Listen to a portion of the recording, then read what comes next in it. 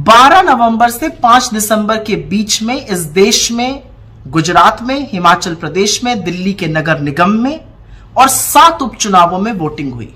Voting के नतीजे आने के बाद एक बात तो साफ है कि चुनाव के पहले भारतीय जनता पार्टी की सत्ता दिल्ली के एमसीडी पर थी, गुजरात में थी और हिमाचल में थी। भारतीय जनता पार्टी हिमाचल हार गई, दिल्ली नगर निगम हार गई, 7 उपचुनावों में से 5 उपचुनाव हार गई और एक गुजरात जरूर जीता। तो हार और जीत का जो रेशियो है वो 3:1 का है। हारी है उपचुनाव हिमाचल और दिल्ली एमसीडी, जीती है गुजरात। गुजरात की प्रचंड जीत है, बिल्कुल प्रचंड जीत है, उसकी बधाई देते हैं। लेकिन क्योंकि गुजरात की जीत का सेहरा मोदी जी के सिर पर बांधा जा रहा है, तो यह भी बोला जाएगा कि गुजरात में चुनाव जीतने के बावजूद भी स्थिति जस की तस है। 40 लाख लोग बेरोजगार हैं, 1.5 लाख परिवार गरीबी की सीमा रेखा के नीचे हैं, 22 पेपर लीक हुए हैं, 150 लोगों की मौत का कारण क्या था मोरबी में, कौन गुनहगार है, ये किसी को पता ही नहीं है। महंगाई से लोग जूझ रहे हैं, बेरोजगारी से लोग जूझ रहे हैं, वो स्थिति जस की तस बनी हुई है। पर क्योंकि सेहरा मोदी जी को बांधा जा रहा है, ये सवाल पूछे जाएंगे। खैर, अब आते हैं हिमाचल पर। देवभूमि की देवतुल्य जनता ने हमको अपना आशीर्वाद दिया है, 40 सीटों से बढ़िया बहुमत हासिल किया है। भाजपा की सिर्फ 18 सीटें ही नहीं कम हुई हैं, 6% वोट में भी गिरावट आई है। हमने तो खैर चुनाव मूल मुद्दों पर लड़ा था, चाहे वो पुरानी पेंशन स्कीम हो, अग्निवीर की खिलाफत हो, सेब बागानों की बात हो और बेरोजगारी से जूझते लोगों को राहत देने की बात हो।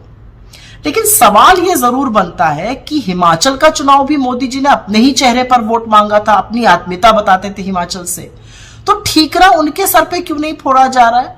और तो और भाजपा के राष्ट्रीय अध्यक्ष श्री जेपी नड्डा जी का तो ये गृह राज्य क्षेत्र है, उन्होंने बड़ी मनमानी से इधर उधर टिकट बांटे थे। तो जीत का सेहरा गुजरात में मोदी जी पर, यहां पर ठीकरा फोड़ा जाएगा किसी छोटे नेता पर। खैर, कोई बात नहीं। अब बात करते हैं इस चुनाव में आम आदमी पार्टी की भूमिका की। आम आदमी पार्टी की गुब्बारे की हवा तो इस चुनाव ने निकाली है। अरविंद केजरीवाल जी भविष्यवाणी करने वाले ज्ञाता बन गए थे, अखबार पे, पेपर पे लिख कर देते थे कितनी सीटें आएंगी। 90 का दावा किया था गुजरात में, 5 पर आ गए। और तो और बात करते थे हिमाचल में सरकार बनाने की, 0 वोट शेयर और 0 सीटें आई हैं। तो कोई पूछे अरविंद केजरीवाल जी से, आपने पहाड़ से पलायन क्यों किया और आप क्या सोच के गुजरात लड़ने गए थे?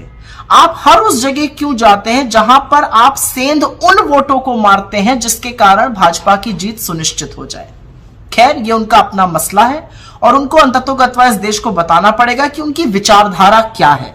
वो क्यों बलात्कारियों की रिहाई पर चुप हो जाते हैं, वो क्यों ड्रग्स पे चुप रहते हैं, वो क्यों दंगों पर चुप रहते हैं, वो क्यों बुलडोजर चलने पर चुप रहते हैं, लोग पूछना चाहते हैं। और दिल्ली की जनता ने आपको एक बहुत बड़ा सबक सिखाया। ऐसे वैसे नहीं जिताया दिल्ली की जनता ने, दिल्ली की जनता ने आपको इसलिए जिताया है क्योंकि आप एक क्षेत्रीय दल हैं। आप अपनी जिम्मेदारी का निर्वाह अच्छी तरह से दिल्ली में कर पाइए, इसलिए दिल्ली की जनता ने जिताया है, क्योंकि आपकी आदत है दोषारोपण करने की और इधर उधर की बातें करने की। खैर, जो उपचुनाव हुए उसमें से 2 को छोड़कर 5 उपचुनाव भारतीय जनता पार्टी हार गई। राजस्थान में, छत्तीसगढ़ में, उड़ीसा में, उत्तर प्रदेश में। इन चुनावी हार का मतलब क्या है कि जो मूल मुद्दे हैं, जो बेरोजगारी का मुद्दा है, जो महंगाई का मुद्दा है, जो गरीबी का मुद्दा है, जो कम आय का मुद्दा है, जो नफरती माहौल फैलाने का मुद्दा है, उससे यह देश उकता चुका है और निजात पाना चाहता है। और इसी को लेकर हम भारत जोड़ो यात्रा चला रहे हैं। तो मुझे तो उपचुनावों के परिणाम में बहुत शुभ संकेत नजर आता है। अगर आप वाकई में देखिए तो गुजरात के बाहर इस देश ने भारतीय जनता पार्टी को नकार दिया है और इसी के कारण भारतीय जनता पार्टी के मुख्यालय पर जो बढ़िया जश्न मनाया जा रहा है वो एक्चुअली भ्रमजाल फैलाने का काम है।